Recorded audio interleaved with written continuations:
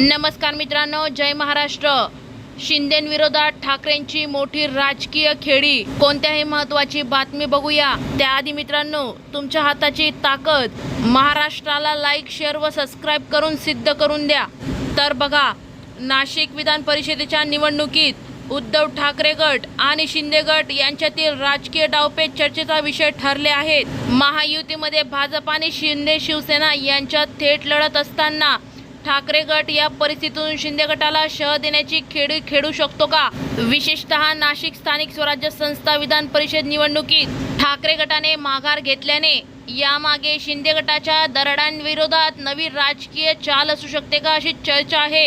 या निवडणुकीत महाविकास आघाडी विरुद्ध महायुती अशी थेट लढत अपेक्षित होती, परंतु ठाकरे गटाने ही जागा आपल्या वाटेला न घेता वेगळीच भूमिका घेतल्याने राजकीय सस्पेन्स अधिकच वाढला आहे।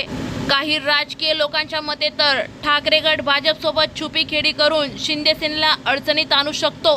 जागा निश्चितीनंतर राजकीय घडामोडींना वेग आला असून शिंदे गटाच्या जागेवर इच्छुकांनी गर्दी केली आहे आणि नरेंद्र दरडेंना पुन्हा संधी मिळण्याची शक्यता आहे। या सर्व परिस्थितीत ठाकरे गटाची राजनीती शिंदे गटाच्या दरडेंविरोधात अप्रत्यक्षपणे दबाव निर्माण करू शकते।